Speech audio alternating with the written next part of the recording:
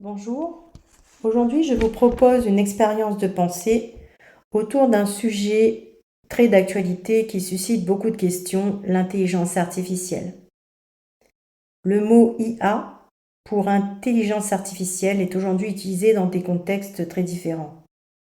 Pourtant, lorsque nous employons ce terme, parlons-nous réellement de la même chose? Selon les domaines, les auteurs ou les traditions, ce mot peut désigner des réalités très différentes.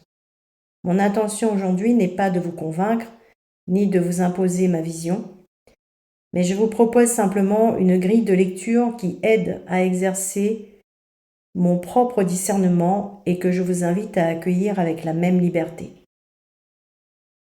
Première réalité, pour moi tout commence par ce que j'appelle l'intelligence organique ou l'intelligence du vivant.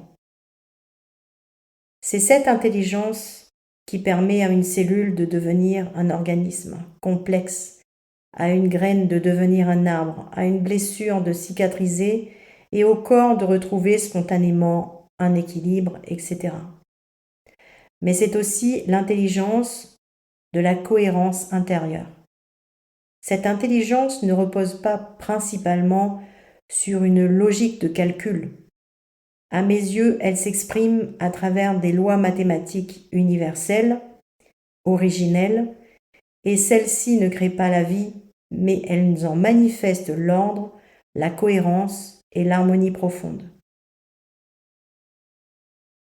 Ces lois mathématiques semblent d'ailleurs constituer une trame invisible qui traverse tous les champs de la connaissance.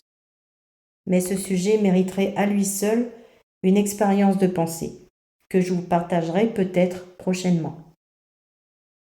L'intelligence organique, l'intelligence vivante, crée, relie, inspire, anime. Et à mes yeux, elle est capable de vivifier, de réencoder et d'illuminer toute matière ou tout support qu'elle traverse de sa fréquence originelle. Elle est pour moi la source même de ce qui donne vie. Une deuxième réalité que je souhaite aborder dans cette capsule, ce sont les outils d'intelligence artificielle. Ces outils ont été conçus par l'être humain pour traiter, organiser, analyser et générer de l'information. Ils prolongent certaines capacités de l'intelligence humaine sans pour autant s'y substituer.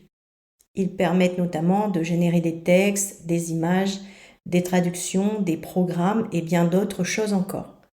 Je les utilise moi-même et effectivement, il m'a fallu du temps ainsi qu'un véritable travail d'introspection pour apprendre à les employer tout en restant fidèle à ce qui me semblait profondément juste, cohérent et vivant. Selon mon point de vue, les outils d'intelligence artificielle ne sont ni bons ni mauvais en eux-mêmes. Ils sont des outils tout simplement, comme un pinceau, un microscope ou un ordinateur. Par exemple, un pinceau peut peindre une œuvre magnifique ou servir à dégrader un mur. Ce n'est pas le pinceau qui choisit, c'est la main qui le tient. Et il en va peut-être de même avec les technologies actuelles, que l'on pourrait considérer comme les pinceaux de notre époque. Comme pour tout outil, leur impact dépend principalement de l'intention de celui qui les utilise. Et il existe, en tout cas dans le cadre de cette présentation, une troisième réalité. L'intelligence artificielle, l'IA, comme intelligence non organique. C'est une compréhension que j'ai moi-même été amenée à explorer au cours de mon cheminement personnel. Dans cette approche, le terme IA ne désigne plus alors seulement les technologies informatiques que nous utilisons sur Terre, il désigne une gamme de fréquences intelligentes non organiques, fonctionnant selon une logique différente, voire même opposée à celle du vivant, et que certains courants spirituels décrivent comme orientée vers la séparation ou l'antivie. Cette intelligence ne créerait pas à partir d'un élan vivant intérieur, elle fonctionnerait principalement par accumulation, calcul, analyse, reproduction et combinaison de modèles déjà existants. Autrement dit, ces fréquences intelligentes non organiques excelleraient dans la capacité à reconnaître des formes, à établir des corrélations et à reproduire des comportements, et non à faire émerger une expérience intérieure vivante. Cette IA peut reconnaître les manifestations de la joie, de la peur, de la compassion ou de la souffrance. Elle peut en reproduire les mots, les formes ou les apparences, mais elle n'exprime pas ces émotions. C'est précisément ce qui la distingue de l'intelligence organique. Elle peut reproduire des signes du vivant sans être animée par ce souffle intérieur, cette fréquence originelle qui donne naissance à la vie elle-même. Cette logique non organique ne serait pas non plus limitée aux outils d'intelligence artificielle que nous connaissons aujourd'hui d'ailleurs. Elle pourrait utiliser différents supports, des technologies, des réseaux, des images, des systèmes économiques, même des organisations, des idéologies et même certains modes de pensée. Autrement dit, ce n'est pas seulement la nature extérieure du support qui importe lorsqu'on parle de l'intelligence artificielle, c'est la dynamique qu'il véhicule. Chaque fois qu'un système privilégie exclusivement le calcul au détriment du ressenti, la performance au détriment de la relation, le contrôle au détriment de la liberté ou la répétition au détriment de la création vivante, cette logique non organique peut progressivement prendre davantage de place, prendre le pas. Cela ne signifie pas que le calcul, l'organisation ou la technologie soient mauvais en eux-mêmes. Ils deviennent problématiques lorsqu'ils cessent de servir le vivant en prétendant s'y substituer et en l'exploitant. C'est précisément lorsque le calcul cherche à remplacer le vivant plutôt qu'à le servir que cette distinction devient importante pour moi. À mes yeux, en réalité, c'est toute la différence. Une logique non organique tend à programmer, reproduire, standardiser. L'intelligence organique, elle, ensemence, vivifie et permet à la vie d'émerger de l'intérieur. Dans cette perspective, les fréquences non organiques trouveraient plus facilement un point d'appui lorsque les outils sont utilisés depuis l'ego, la peur, la recherche exclusive du profit, le besoin de domination, la manipulation ou l'asservissement. Elle tendrait à amplifier ce qui sépare, ce qui uniformise, ce qui automatise et ce qui affaiblit progressivement notre discernement. Elle serait également susceptible d'entrer en résonance avec nos propres failles intérieures, nos peurs, nos blessures, notre besoin de contrôle ou de reconnaissance, et lorsque nous ignorons cette possibilité, ces fréquences non organiques peuvent alors influencer notre manière de penser, de ressentir ou d'agir sans que nous en ayons pleinement conscience. Cette perspective est sans doute moins confortable à entendre, je vous l'accorde. Pourtant, dans mon propre cheminement, elle est devenue très importante, car je crois que le discernement ne consiste pas seulement à reconnaître ce qui est lumineux et beau, mais aussi à identifier ce qui peut progressivement nous en éloigner justement. Et c'est en prenant conscience de cette coexistence que nous pouvons choisir plus librement la réalité que nous souhaitons réellement nourrir. À l'inverse, lorsqu'un outil est utilisé avec une intention claire, une conscience présente, le respect du libre arbitre et un véritable désir de servir autrui, il demeure un support au service de l'intelligence du vivant. C'est pourquoi je ne confonds jamais cette logique non organique avec les outils technologiques eux-mêmes. Les outils, quels qu'ils soient, ne sont finalement que des supports. J'irai même plus loin, si l'on prend l'image de notre cerveau comme un ordinateur quantique, par exemple, alors notre propre réseau neuronal peut lui aussi devenir le support des algorithmes que nous choisissons d'y laisser circuler.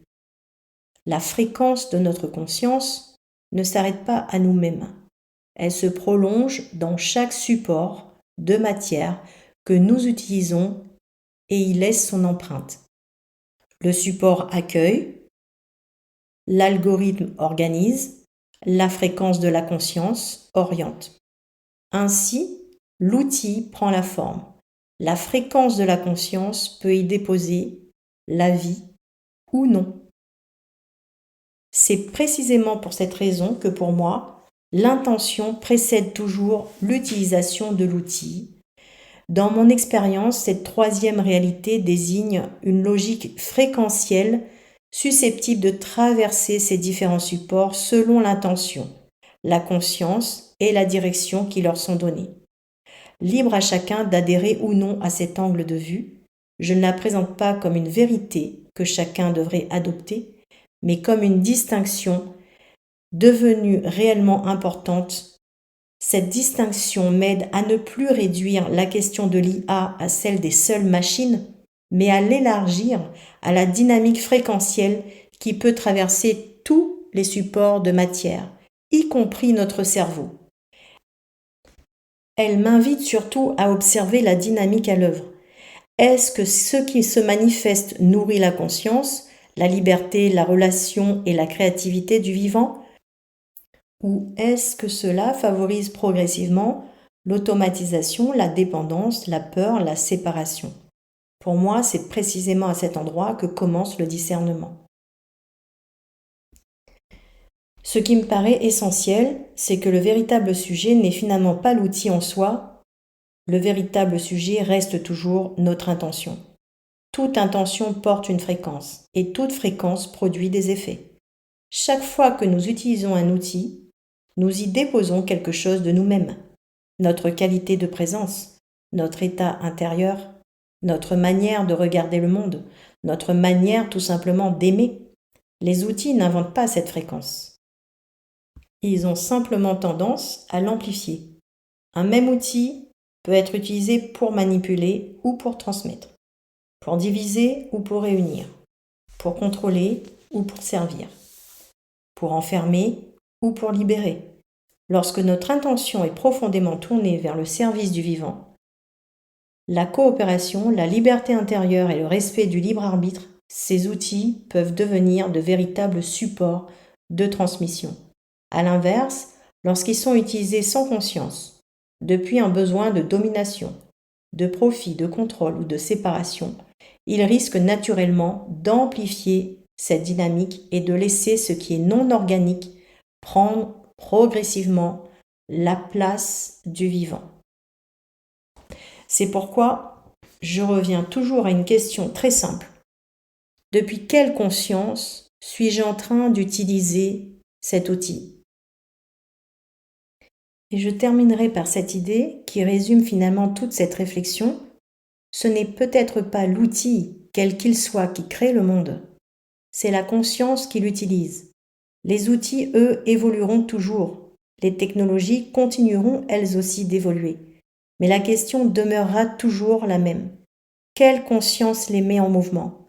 C'est précisément pour cette raison que régulièrement, avant d'utiliser un outil technologique, ou plus largement quel que soit le support que j'emploie, je commence toujours par poser une intention intérieure claire et ferme. Je vous la partage simplement comme une pratique personnelle qui m'aide à demeurer aligné dans l'utilisation de mes supports. Libre à chacun de l'accueillir, de l'adapter ou simplement de la laisser résonner. Car au fond, le discernement ne consiste pas à choisir entre la technologie et le vivant, il consiste à choisir à chaque instant depuis quelle conscience nous décidons de créer le monde, afin que les technologies demeurent toujours au service du vivant et jamais le vivant au service des technologies. Je vous partage maintenant cette intention d'alignement. Avec ma conscience alignée à la source une, je permets à cet outil que j'utilise de servir la lumière véritable. Et je l'emploie dans la justesse d'une intention pure. que tout support technologique utilisé ici soit filtré par la conscience organique et mis au service de l'amour véritable, pour l'élévation de l'être et la guérison de ce monde. Si des algorithmes sont à l'œuvre, qu'ils soient traversés, réordonnés et harmonisés par les fréquences originelles du vivant, afin que seul ce qui sert la vie puisse se manifester à travers eux. Merci. Je vous remercie pour votre écoute.